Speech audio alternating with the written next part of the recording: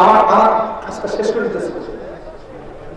কথা বলছি, যাকাত করো, পবিত্র পবিত্র করো, বৃদ্ধি করো। অনেকে মনে করে গরিব আমি যাকাতের টাকা দিলাম মানে কি গরিবকে দয়া করছি, বাচ্চার কথা বলবেন না। আপনি সম্পদের উপর গরিবের অধিকার, আপনি যাকাত দিয়ে আপনি হাসিল করে পাঁচ খাবার থেকে বাঁচবেন। কথা বলবেন,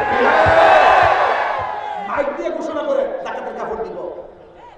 যদি সত্যি অর্থ যদি দানবীর হয়, আপনি রাতের অন্ধকারে হয়তো উমরের মতন বাড়ি বাড়ি যাই যাকাতের টাকাগুলো দিয়ে দেবেন।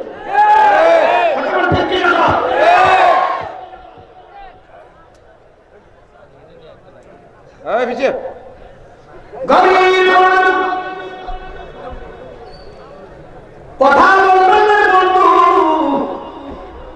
নবী আমার ডাক দিয়ে ওই হাসরের ময়দান শেষে কায়েম হবে, যেদিন কেউ কাউকে চিনবে না, দুনিয়ার সম্পদ তার কোনো কাজে আসবে না।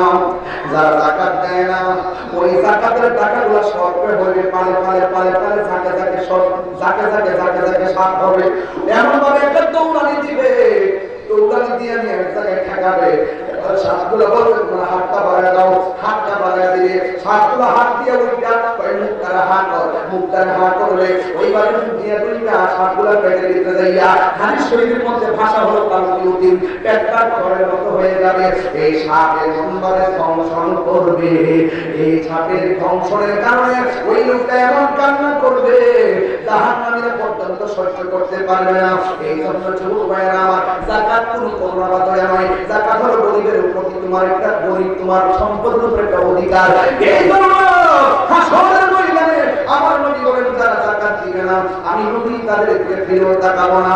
এই জন্য যাকাত দিবেন। এরপরে 5 নম্বর হলো যারা আমানত রক্ষা করে, যারা আমানত রক্ষা করে। আল্লাহ রাব্বুল আলামিন বলেন ইন্নাল্লাহা ইয়া'মুরুকুম আন তু'আদ্দুল আমানাতি ইলা আহলিহা, আল্লাহ নিশ্চয়ই তোমাদেরকে আদেশ দিচ্ছেন আমানত সমূহ তার হকদারের কাছে পৌঁছায় দেওয়া।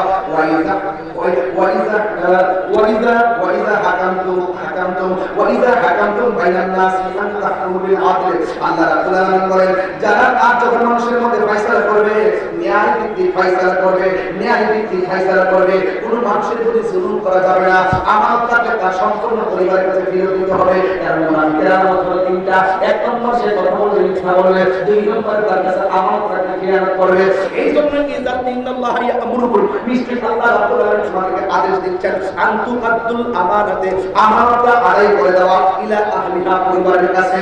ও বন্ধুরে, শুধুমাত্র তাই নয়, আল্লাহ রাব্বুল আলামিন বলে দিয়েছেন, রাসূল পাক সাল্লাল্লাহু আলাইহি ওয়াসাল্লাম বলেছেন আমানতটা রক্ষা করবে। এরপর একটা বলছে তোমরা ওয়াদা রক্ষা করবে।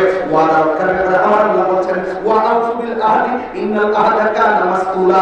আল্লাহ পাক রব্বুল আলামিন বলেন আর তোমরা অঙ্গীকার পূর্ণ করো, তোমরা অঙ্গীকার পূর্ণ করো। কি পূর্ণ করো? ইন্নাল আহদা কানা মাসউলা, নিশ্চয় অঙ্গীকার সম্পর্কে হাসরের মাঠে জিজ্ঞাসা করা হবে। চিৎকার মেরে কি আল্লাহু আকবার বলা যাবে না?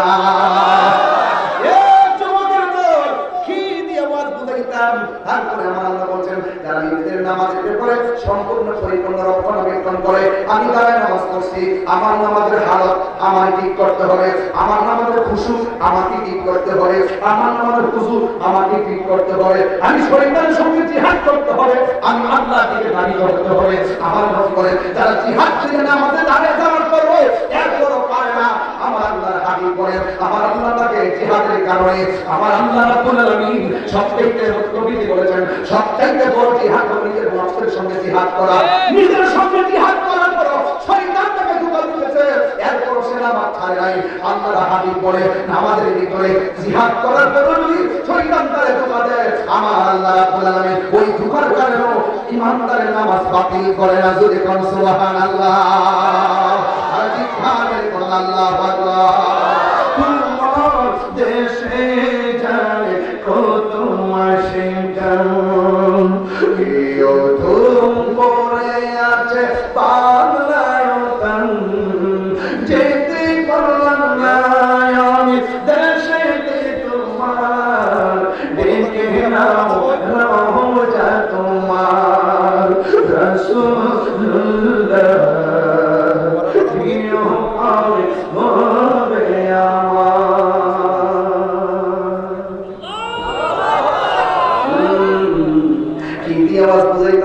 এই কথাগুলো কিন্তু আমরা পাইছি দুনিয়ার আল্লাহর ওলিদের মাধ্যমে।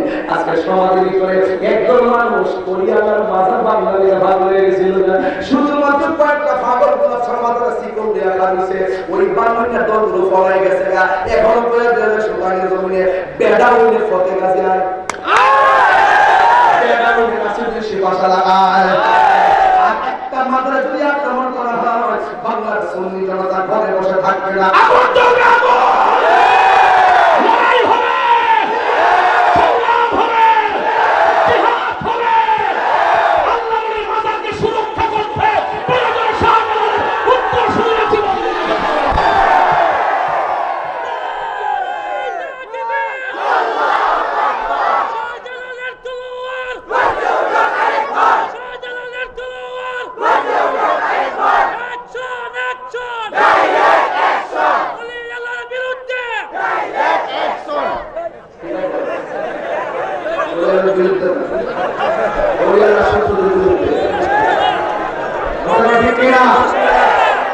তুমি কে আমি কে?